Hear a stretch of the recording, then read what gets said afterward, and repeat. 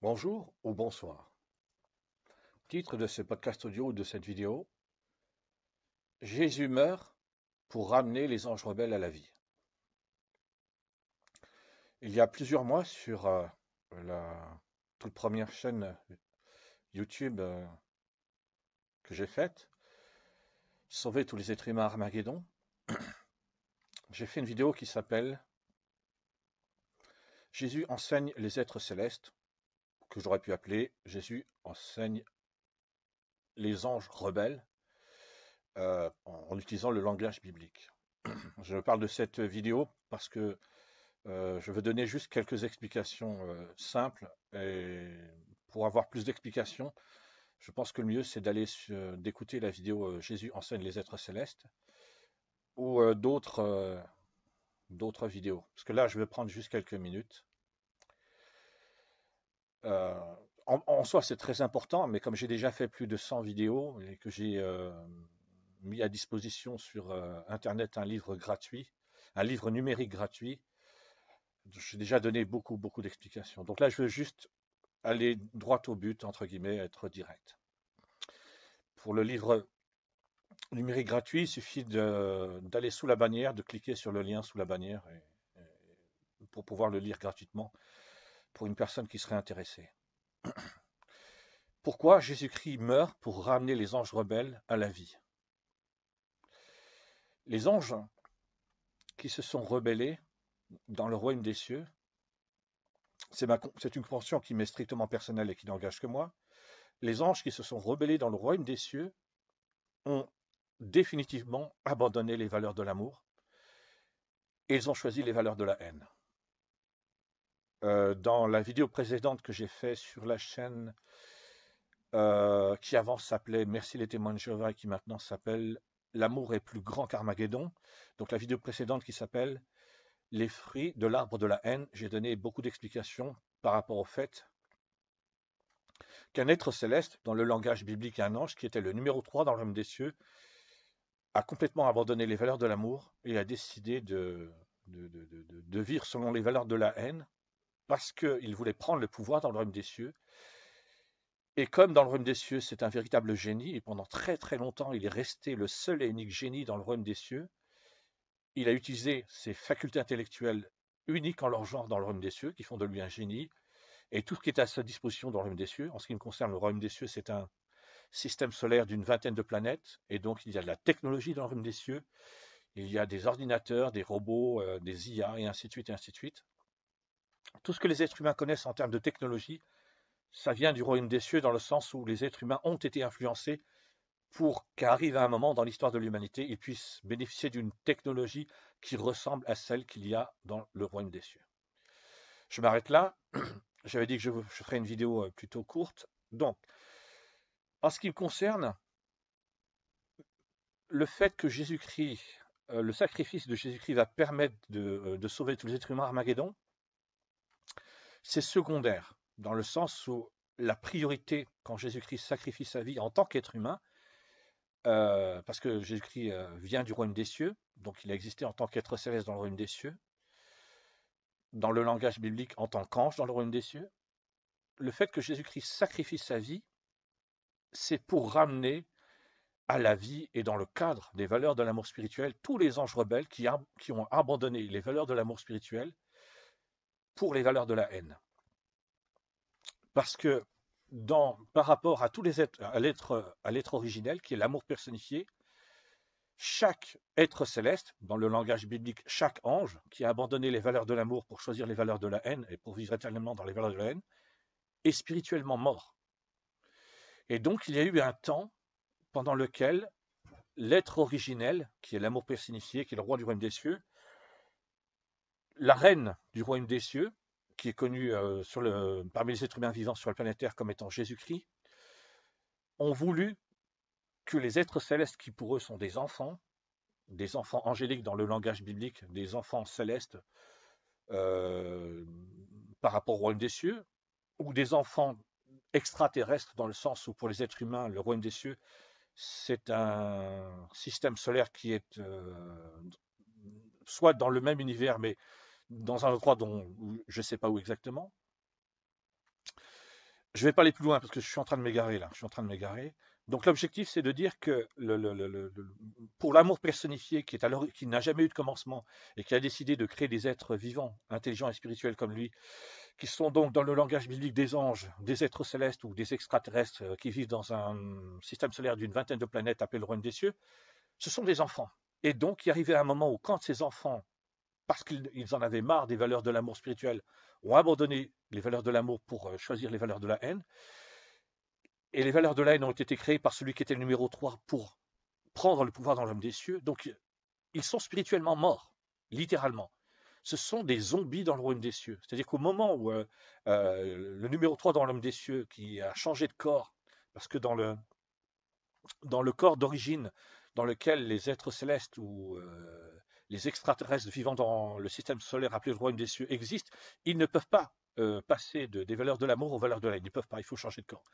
Donc celui qui était le numéro 3 dans l'homme des cieux et qui a changé de corps, qui s'est créé un corps dans lequel il a transféré sa personnalité, qui s'est créé de nouvelles valeurs, les valeurs de la haine, tout ça pour prendre le pouvoir dans l'homme des cieux, ils sont tous spirituellement morts. Ce sont des zombies spirituels. Ce sont des cadavres. Spirituellement parlant, ce sont des cadavres. C'est-à-dire que pour l'être originel qui est l'amour personnifié, pour la reine du royaume des cieux, qui est une mère pour toutes les autres créatures, tous les êtres célestes, dans le langage biblique, tous les anges rebelles qui ont abandonné les valeurs de l'amour pour vivre dans les valeurs de la haine, ce sont des zombies spirituels. Ils sont spirituellement morts. Et donc, la mort de Jésus-Christ, le fait que la reine du royaume des cieux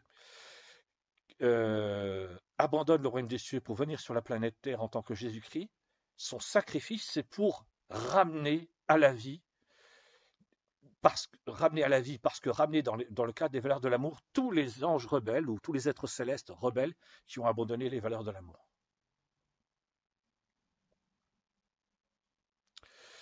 Et donc, le fait que les êtres humains pourront être sauvés, c'est secondaire. Et c'est la raison même pour laquelle, alors qu'il est clair que le temps de la fin est venu, il est clair que le temps qui devait s'accomplir s'est accompli, que Armageddon, je ne sais pas si c'est une question de mois, d'environ un an, d'un peu plus d'un an ou 2 semaines, j'en sais rien, mais le génocide du peuple palestinien, en ce qui me concerne, c'est l'acte final de l'existence du paradis de la haine. Il ne peut rien y avoir après ça, rien ne pourra exister après ça, étant donné les circonstances dans lesquelles a lieu le génocide du peuple palestinien par les nazis israéliens nazis qui sont des nazis, par Nazi Israël, le nazi-État qui est un État nazi, par Nazi Tzahal, la nazi-armée composée de nazis-soldats qui sont des nazis, avec une idéologie nazie qui n'existe que dans le nazisme, et qui sont heureux d'exterminer le peuple palestinien. Étant donné les circonstances dans lesquelles se produit le génocide du peuple palestinien, c'est-à-dire environ 80 ans après la fin de la Seconde Guerre mondiale, par Nazi-Israël, le nazi-État qui est un État nazi, c'est-à-dire que logiquement, un État qui est lié aux Juifs devrait être par excellence l'État qui refuse catégoriquement de commettre un génocide, alors que c'est précisément eux, un État officiellement juif depuis 2018, qui commet un génocide, et les nazis dirigeants nazis occidentaux, étant donné tout ce qui a été mis en place après la fin de la Seconde Guerre mondiale dans le but que plus jamais l'Europe ne soit liée à un génocide, c'est précisément eux qui soutiennent les nazis dirigeants nazis occidentaux, c'est précisément eux qui soutiennent le génocide du peuple palestinien. Et il y a l'Allemagne nazie de la Seconde Guerre mondiale qui a exterminé des millions d'enfants juifs, de femmes juives, d'hommes juifs parce qu'ils étaient juifs. Aujourd'hui, au début du XXIe siècle, depuis fin 2023 et en ce début 2024, c'est la même Allemagne nazie qui soutient le génocide du peuple palestinien. Donc, je suis sincèrement convaincu que c'est la dernière ligne droite.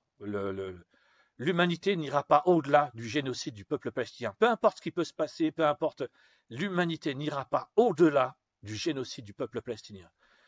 J'ai fait une vidéo qui s'appelle Armageddon empêchera la Troisième Guerre mondiale, où j'explique que sans Armageddon, l'humanité s'auto-exterminera lors d'une Troisième Guerre mondiale.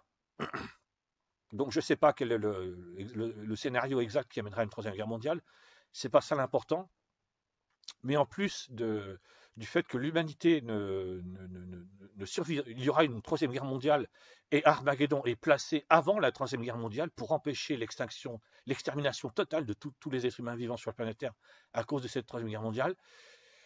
Depuis fin 2023 et en ce début 2024, il y a le génocide du peuple palestinien par Israël nazi, le nazi-État qui est un État nazi, soutenu par les nazis, dirigeants nazis occidentaux.